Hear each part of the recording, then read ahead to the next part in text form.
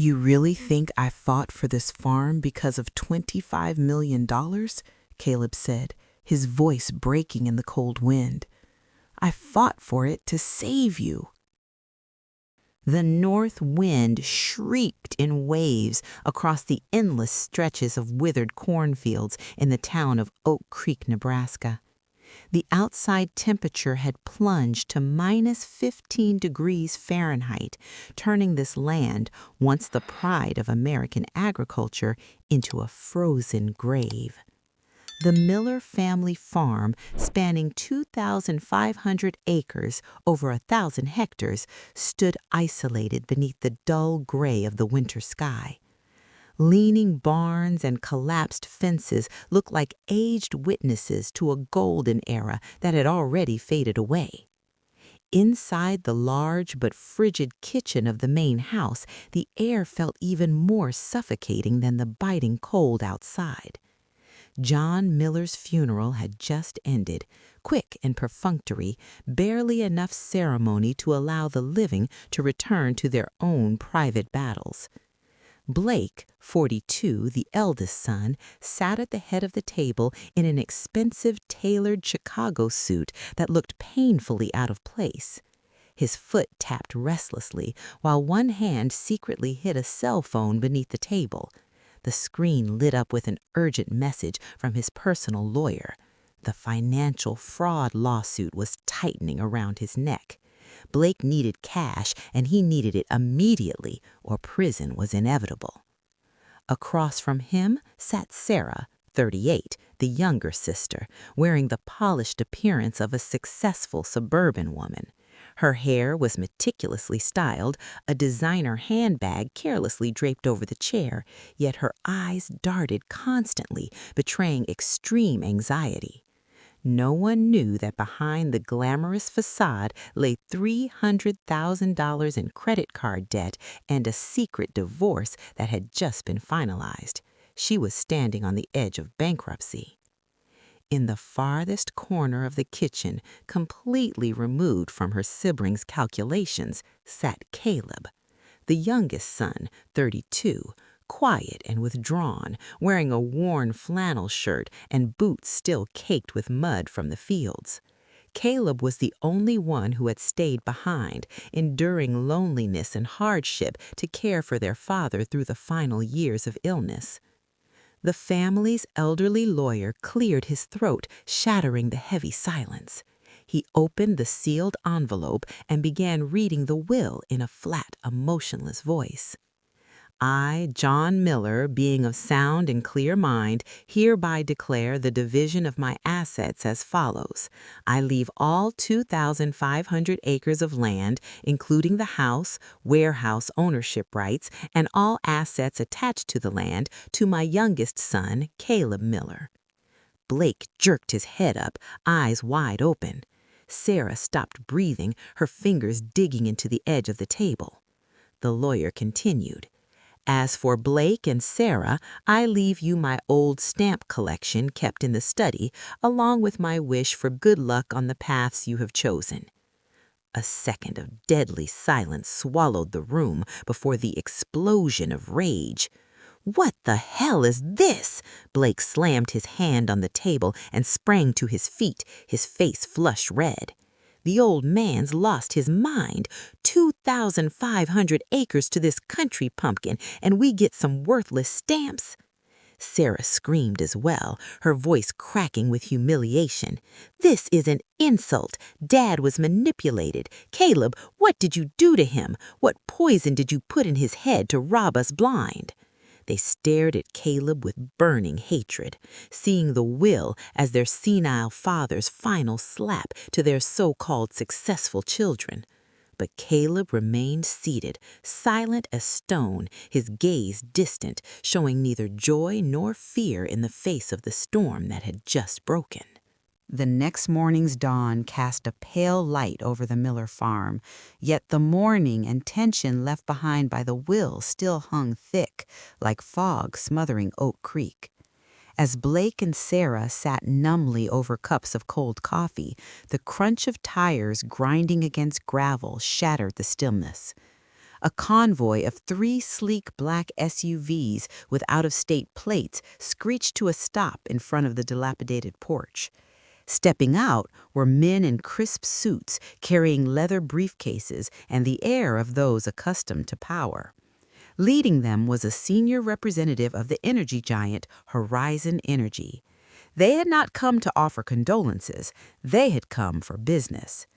The meeting took place in the living room, where old oak furniture stood in stark contrast to the modern blueprints and tablets laid out by Horizon's team.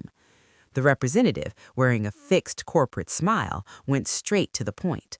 Horizon Energy had had its eye on the Miller Farm strategic location for a long time.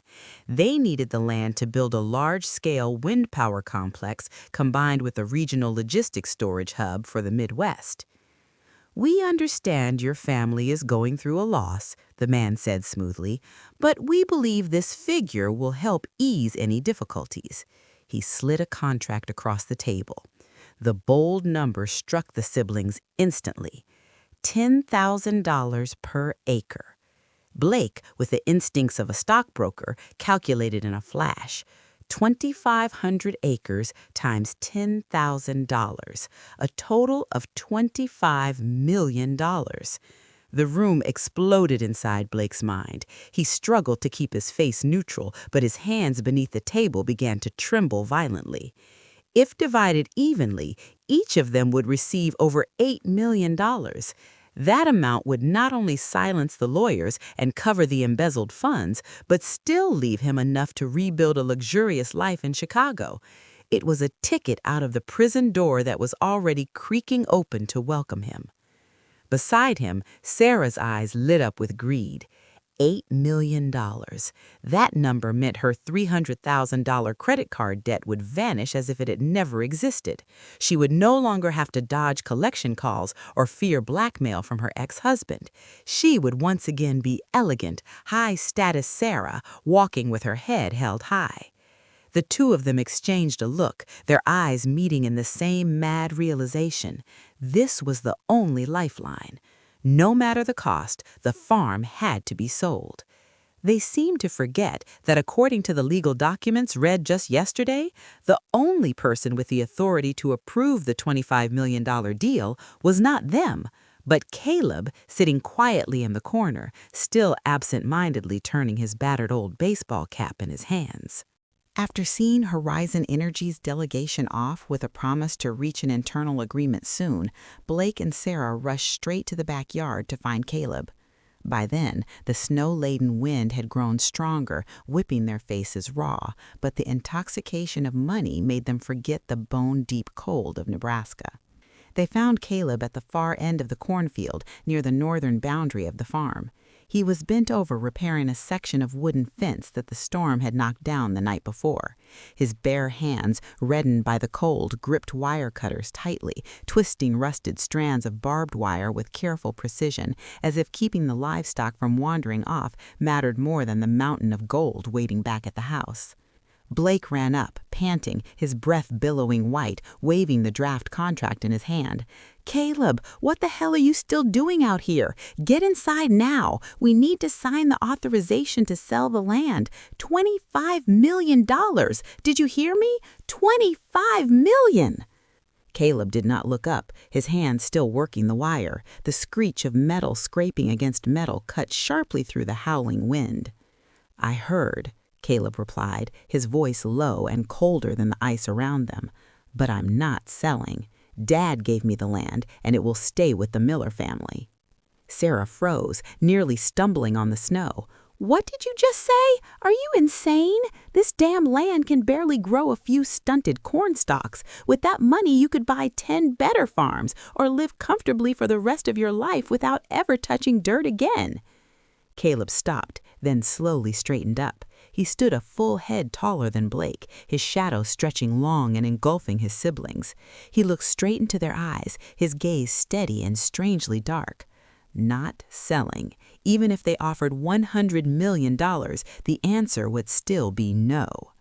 Caleb's calmness ignited the powder keg inside Blake. He lunged forward, grabbing the torn collar of his brother's jacket and screaming in madness, "You greedy bastard! How much is enough for you? Are you hoarding the land waiting for prices to rise? Or are you getting back at us? Huh? You want to watch Sarah and me drown in debt just to satisfy your jealousy, don't you? You're jealous because we made it in the city while you're just a dirt farmer hiding out in this backwater hellhole."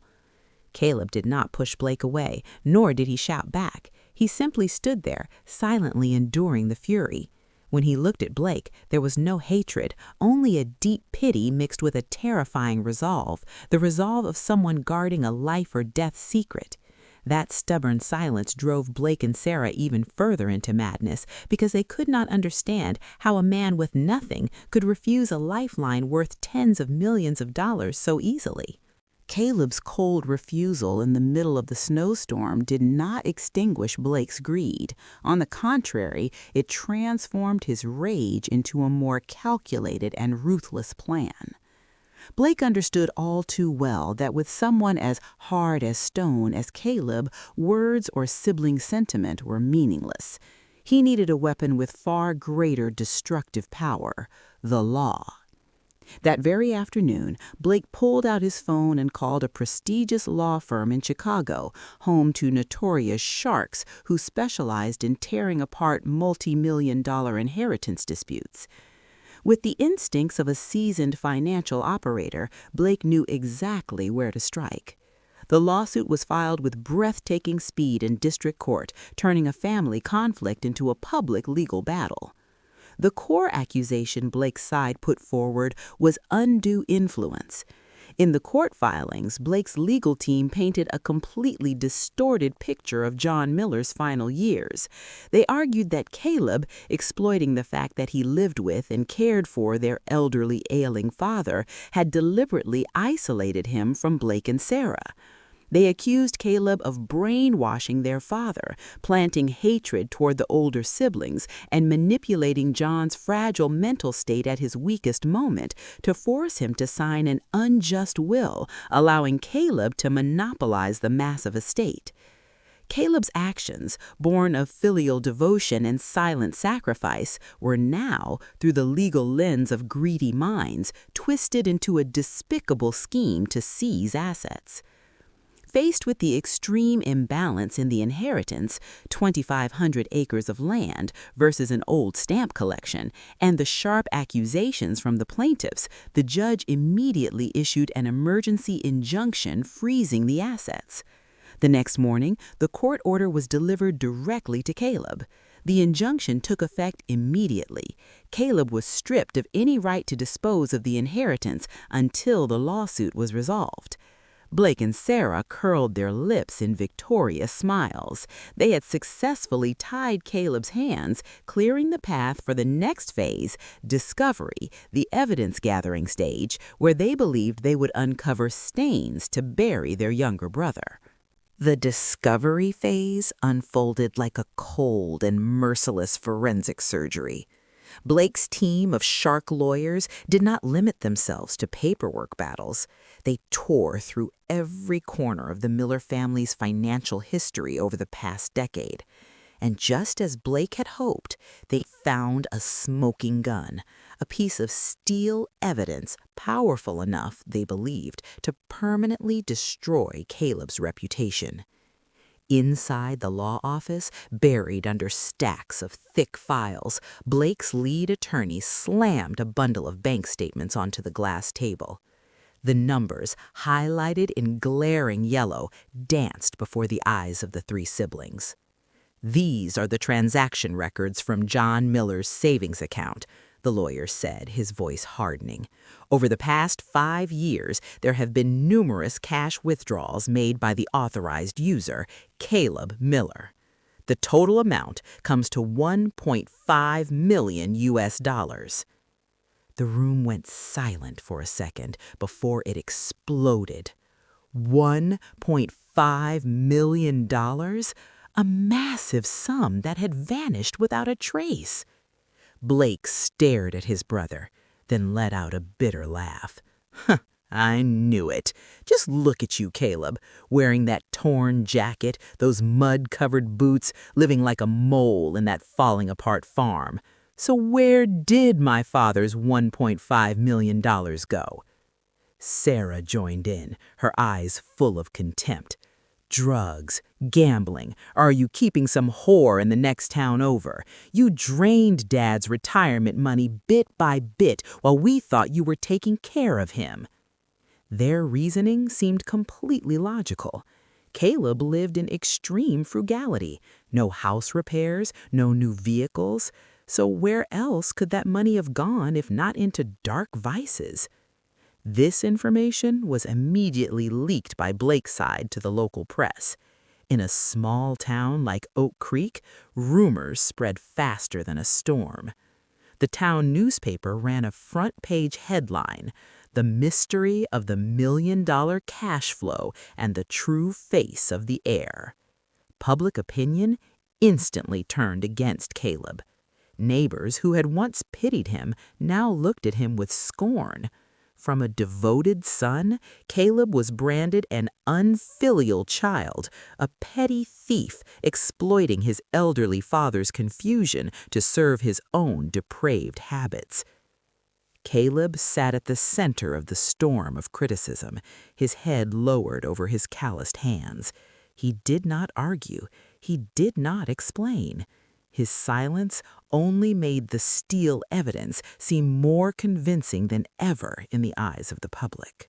The deposition took place in a sealed, glass-walled conference room under the watchful eye of recording cameras. The air was thick with disinfectant and hostility.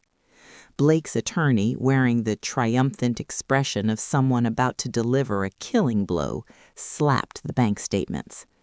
"Mr. Caleb, I will ask again, what did you use the $1.5 million in cash withdrawn from John Miller's account for? Gambling, drugs, or paying off loan sharks? Tell the truth now before we forward this file to criminal investigators." Caleb sat across from him, his face gaunt after days of public condemnation. He looked at his brother and sister, both staring at him with utter contempt. Caleb sighed, a heavy sigh, as if shedding a crushing weight. He bent down, pulled a folder clipped with carbon paper from the battered canvas bag at his feet, and slowly slid it to the center of the table. "I didn't spend a single cent on myself," Caleb said, his voice hoarse. "I was just the one delivering the money." Blake frowned and snatched the folder. He flipped to the first page and his face instantly drained from flushed red to corpse white. Confidential settlement agreement. Recipient, Jessica Turner. Amount, $700,000 USD. Caleb looked straight into Blake's eyes. 3 years ago, you were about to go to jail for sexually harassing a subordinate. The company was preparing to fire you publicly. Dad told me to take the money and meet her so she would withdraw the complaint and sign a non-disclosure agreement. Because of that money, you kept your CEO position and your successful businessman reputation. The room went dead silent. Sarah stared at her brother in horror, her mouth hanging open.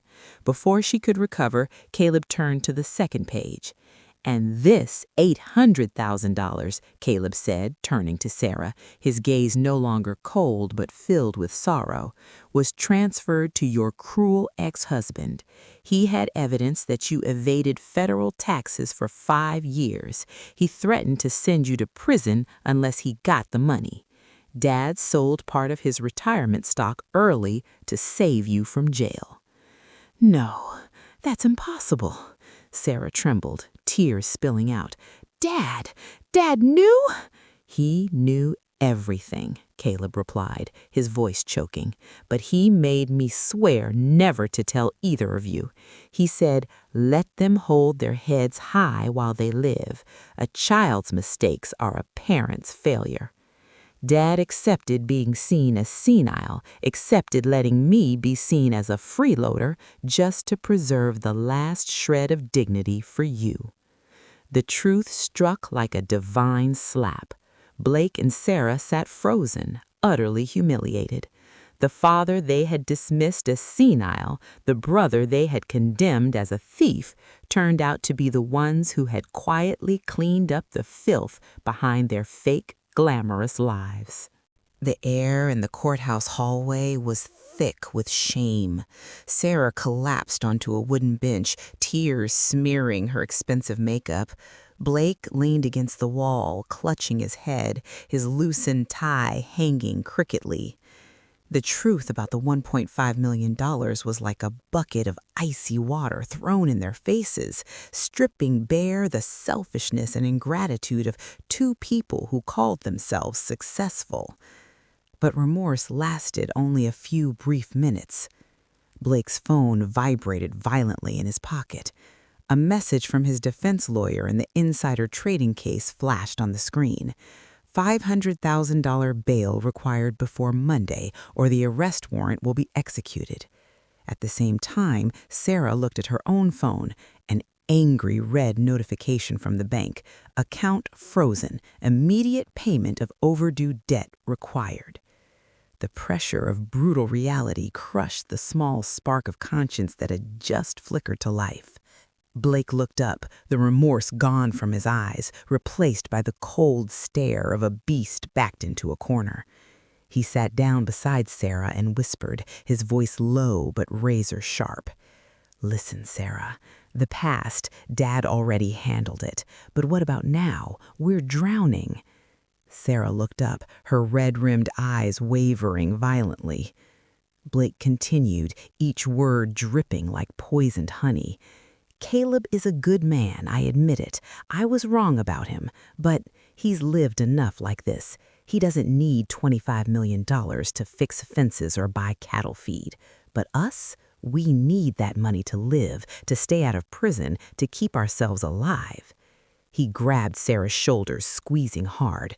Dad was old and confused. He didn't understand how cruel our world is. We're just correcting his mistake. We're just taking back what's fair for ourselves. Sarah swallowed, wiping away the last tear on her cheek. Weakness vanished, replaced by the ruthless resolve of someone with no way back. She nodded. "So what do we do next?" Sarah asked, her voice trembling but no longer uncertain. "We change direction." Blake narrowed his eyes, staring toward the courtroom door with calculation. "We stop attacking Caleb's morality. He's too clean. We attack the root of the will, Dad's mind." At that moment, they officially crossed the moral line, casting aside family bonds to plunge into the darkest battle for survival. The retrial reopened under a heavy atmosphere, starkly different from the previous sessions. If the last round had been a moral trial, this time Blake brought in a colder, more scientific weapon. Dr. Robert Thorne, a well-known psychiatrist, also infamous for taking money to bend evaluation results. Thorne stepped onto the witness stand, adjusted his gold-rimmed glasses, and adopted a solemn demeanor that felt suspiciously polished. He placed his hand on the Bible and swore to tell the truth, while his eyes avoided Caleb's burning stare. Blake's attorney began the examination. "Doctor, based on the medical records, which have been amended, and your retrospective assessment, how would you evaluate John Miller's mental state on the day he signed the will?" Thorne cleared his throat, his steady voice echoing through the courtroom.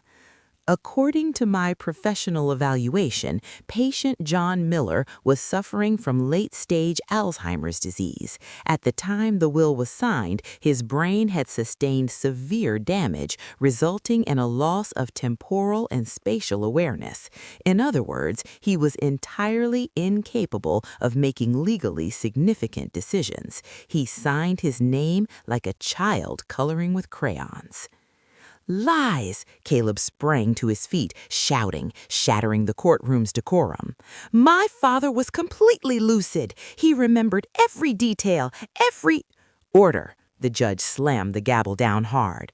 Court officers immediately moved in, forcing Caleb back into his seat. He clenched his teeth, staring at his brother, who sat with his legs crossed, his face icy calm. Caleb knew exactly how clear-minded his father had been, the man who had calculated every step to conceal the horrific secret buried beneath the ground. But the words of a farmer could never outweigh the label of expert attached to Dr. Thorne. Blake's objective was now crystal clear. He no longer needed to prove that Caleb was a bad person. He only needed to prove that the will was invalid. Under Nebraska law, when a will is declared invalid due to the testator's lack of mental capacity, the estate is distributed under intestate succession. In that case, the assets are divided equally among the first line of heirs. That meant Blake, Sarah, and Caleb would each own 1/3 of the farm, and this was the most vicious checkmate of all. In a 3-person co-ownership, all asset decisions would be made by majority vote. Blake and Sarah, holding 2/3 of the voting power, would have full authority to sell the farm to Horizon Energy, regardless of Caleb's opposition. Caleb's 1/3 minority share would become meaningless. He would be stripped of the legal ability to protect the land in the most ruthless way possible. While the legal battle continued to drag on in court, Horizon Energy's patience ran out. To meet the construction timeline for the wind farm before the coming winter, they needed to complete geological surveys immediately. Despite the unresolved ownership dispute, Horizon's lawyers exploited a legal loophole involving preliminary exploration rights to send heavy machinery onto the farm. Early that morning, the roar of diesel engines tore through the rural silence. 2 trucks carrying massive drilling rigs, along with a team of engineers in bright orange protective suits, rumbled toward the main gate of the Miller farm. But they could not get past the gate. Caleb stood there, blocking the entrance, his figure solid and immovable like a dark bronze statue. In his hands was his father's old double-barreled hunting shotgun, the weapon once used to drive off wolves, now aimed directly at the intruders. "Stop!" Caleb shouted, his voice booming over the engines. "Turn around and leave now. No one is allowed to dig up this land." The lead engineer leaned out of the truck, waving a permit. "Mr. Miller, we have a court order authorizing exploratory drilling. You're obstructing official duties." "I don't care whose order it is." Caleb cocked the gun, the dry metallic click turning the engineers pale. "Take one more step and I'll shoot." Blake and Sarah, alerted to the situation, sped to the scene just as the tension peaked. Seeing his brother holding a gun, Blake showed no fear, only a cold smirk. He pulled out his phone and dialed 911. "Police! My brother has gone crazy. He's armed and threatening to kill people." The shrill sirens of the Oak Creek County Sheriff's Department pierced the air only minutes later. 3 patrol cars arrived, lights flashing wildly. The sheriff aimed a loudspeaker at Caleb. "Caleb Miller, drop the weapon now! You are surrounded!" In a moment of utter desperation, Caleb raised the gun toward the sky and pulled the trigger. Bang! The deafening shot ripped through the gray sky, sending a flock of black crows scattering. It was the final warning and the end of his freedom. The tactical unit rushed in. Caleb was slammed face first into the icy snow, his arms twisted behind his back, metal cuffs snapping shut around his wrists. He did not resist. As he was dragged away, he screamed in desperation, "Don't dig it up! You don't know what you're doing! Don't dig it up!" Blake and Sarah stood beside the police car, watching their mud-covered brother being hauled away like a dangerous criminal. Sarah shivered and pulled her collar tighter. Blake shook his head and said coldly, "You really are crazy, Caleb. You handed us the victory yourself." The final ruling was delivered in the defendant's absence. Caleb Miller was now huddled in a freezing holding cell at the county sheriff's office, facing criminal charges for threatening the use of a deadly weapon and obstructing law enforcement. The image of the armed madman Blake had carefully constructed became the final nail in the coffin of Caleb's credibility. Before the bench, armed with medical records proving John Miller's incompetence and irrefutable evidence of Caleb's violent behavior, the scales of justice tilted completely toward those who knew how to play the law. The court declares the will of John Miller invalid, the judge said, striking the gavel, the dry sound echoing. As there is no valid replacement will, the estate shall be administered under state inheritance law. Given that Caleb Miller is currently entangled in criminal proceedings and shows signs of psychological instability, the court appoints Blake Miller, the eldest son, as the lawful administrator of the estate. Blake stood, adjusted his suit jacket, and bowed slightly in flawless, feigned humility. He had seized the king's scepter. The moment he stepped out of the courthouse, Blake wasted no time. Horizon Energy's representative was already waiting in the lobby with a thick stack of documents.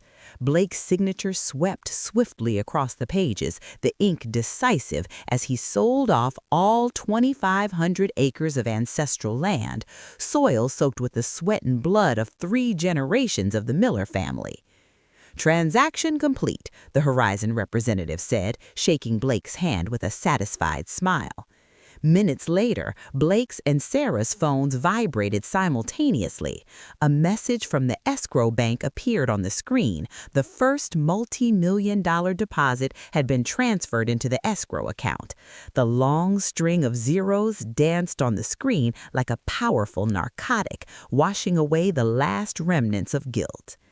Sarah exhaled deeply, feeling as if a massive weight had been lifted from her chest. She was free of debt. She was free. Blake stared at his phone, his eyes blazing with ambition. He had won. He had crushed his stubborn younger brother, reversed the game, and turned barren land into a mountain of gold. They raised glasses of wine in celebration in the town's most luxurious restaurant, dreaming of Chicago penthouses and European vacations. They reveled in blind triumph, unaware that Blake's signature was not a ticket to paradise, but a death sentence for their own lives. The victory was hollow because beneath the glossy surface, a real monster was waiting to awaken. The next morning, the sky over Oak Creek was deceptively clear, in stark contrast to the darkness enveloping Caleb in the cramped holding cell at the sheriff's office. While the youngest brother counted each second in helpless despair, the Miller farm buzzed with the energy of a grand celebration. Blake and Sarah stood on the second-floor balcony of the old house, holding glasses of freshly opened expensive wine, gazing out over the withered cornfields.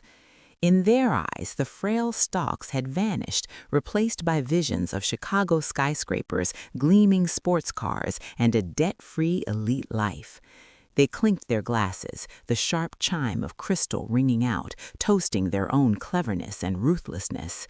Below, Horizon Energy's monster began to awaken. The massive geological drilling rig, painted a glaring yellow, lifted its long neck toward the sky like a mechanical dinosaur. The roar of diesel engines shook the ground, rattling the old house's fragile window frames. "Begin," the chief engineer ordered over the radio. The razor-sharp diamond drill bit, as thick as a man's embrace, began to spin. With tremendous force, it plunged into the black soil, crushing dry grass and surface gravel. Dust billowed upward.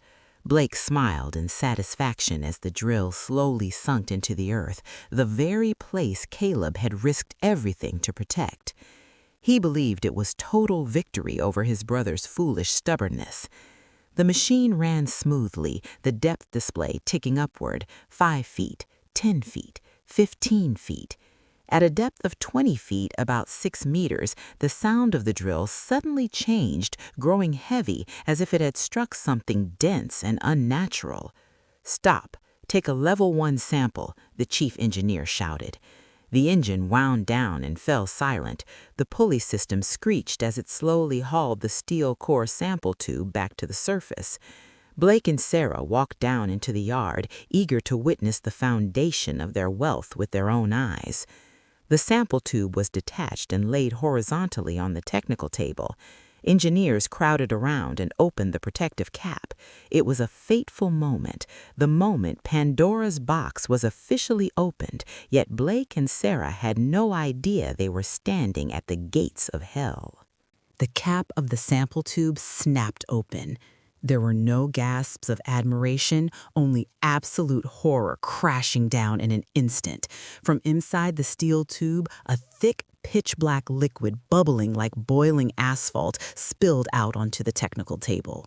Immediately, a suffocating, acrid stench, sharp like burning acid mixed with rotting animal carcasses, rose violently and slammed into everyone's nostrils. "Toxic gas! Where are the respirators? Run, now!" The chief engineer screamed in panic, then collapsed, vomiting uncontrollably on the spot. The stench was so overwhelming that Blake's eyes burned and his throat tightened with bitterness. Sarah screamed, dropped her wine glass, clamped her hand over her nose, and stumbled backward in terror. The chemical leak alarm on the drilling rig howled violently, shredding the peaceful silence of the countryside. Red warning lights spun wildly. "PCB, dioxin, levels exceed lethal thresholds. Call the EPA immediately. Lock down the area," a Horizon Energy chemical specialist shouted after looking at the electronic meter, its numbers jumping erratically. He turned toward Blake, eyes blazing with fury. "You lied to us. This isn't farmland. This is toxic industrial waste dump." The naked, brutal truth was laid bare before them. 25 years earlier, to maintain the illusion of wealth for his family, to pay for Blake's expensive Ivy League tuition and Sarah's designer luxuries, John Miller had secretly accepted and illegally buried thousands of barrels of highly toxic industrial waste beneath the farmland. The Horizon Energy representative, his face drained of all color, tore the freshly signed contract right in front of Blake. "Deal canceled. We're suing you for non-disclosure. You'll be seeing us in court." Blake stood frozen, his ears ringing. But the real nightmare was only just beginning, because Blake and Sarah had fought viciously, using every despicable tactic to seize the titles of estate administrator and legal owners. They had officially become the sole parties legally responsible for this disaster. A Horizon staffer tossed a preliminary notice toward them. Estimated Superfund environmental cleanup, $40 million USD.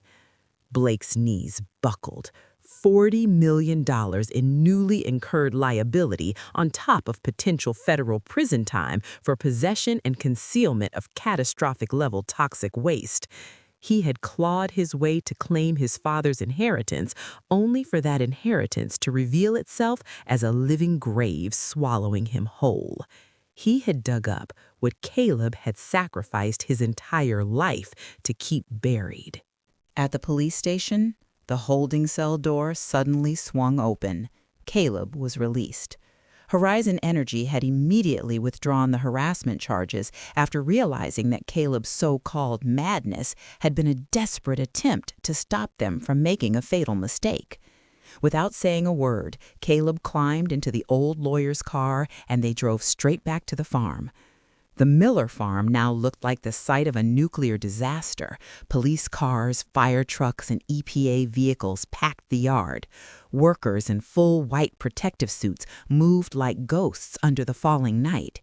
At the center of the storm, Blake and Sarah stood trembling, faces drained of all blood. The county sheriff held a pair of handcuffs and walked toward Blake, the man now officially listed as the legal estate administrator. "Stop!"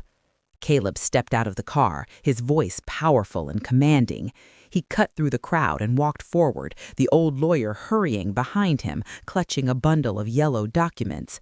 The lawyer handed the sheriff another legal document, a written confession by John Miller, dated 14 years earlier, bearing Caleb's confirming signature on his 18th birthday. Caleb turned to face his stunned brother and sister. His eyes no longer held coldness, but an overwhelming sorrow. "You really think I fought for this farm because of $25 million?" Caleb said, his voice breaking in the cold wind. "I fought for it to save you." He stepped closer and looked Blake straight in the eyes. "Dad didn't leave the farm to me because he loved me most. He left it to me because he knew only I, a quiet man used to suffering, could bear the weight of this toxic grave. He wanted you to fly high in the city, live clean lives, while I kept my feet buried in the mud, guarding this secret so no one would ever dig it up." Caleb turned to Sarah, who was sobbing with her face buried in her hands. "I tried to stop you. I let myself be called greedy, unfilial, even went to jail for threatening violence, just so you wouldn't be dragged into this filth. I didn't fight for the inheritance to take the assets. I fought to take the debt and the criminal responsibility in your place." With that, Caleb seized the original will, the paper copy the court had declared invalid, from the lawyer's hands. He walked up to the EPA representatives and the sheriff, holding it high like a shield. "My name is Caleb Miller. I have known about this waste since I was 18. I personally managed it, guarded it, and concealed it for over a decade. My siblings lived in the city. They knew nothing. They are victims of ignorance." He extended his hands toward the sheriff. "I accept full criminal and civil responsibility for this toxic waste. Arrest me." The sheriff looked at Caleb for a long moment, his eyes filled with respect and regret, then slowly snapped the cold handcuffs onto his wrists. Blake lunged forward, trying to speak, but his throat tightened and no words came. He stared at the brother he had humiliated and destroyed, now standing there, taking on the full, devastating consequences born of Blake's own greed. Caleb was led toward the police car. Before getting in, he turned back one last time to look at the old house, then at Blake and Sarah. His gaze was calm, strangely light. He had no property, no freedom, and might spend the rest of his life in prison paying his father's debt, but he had fulfilled his promise, as a son, as a brother, to protect his family to the very end. The police car pulled away, disappearing into the night. Blake and Sarah stood alone in the yard. Snow began to fall heavily again, covering the poisoned fields in white, burying the black drilling rigs beneath it. They had escaped disaster by a hair's breadth. They were still free, but staring into the empty darkness where the police car had vanished, they understood they had lost everything.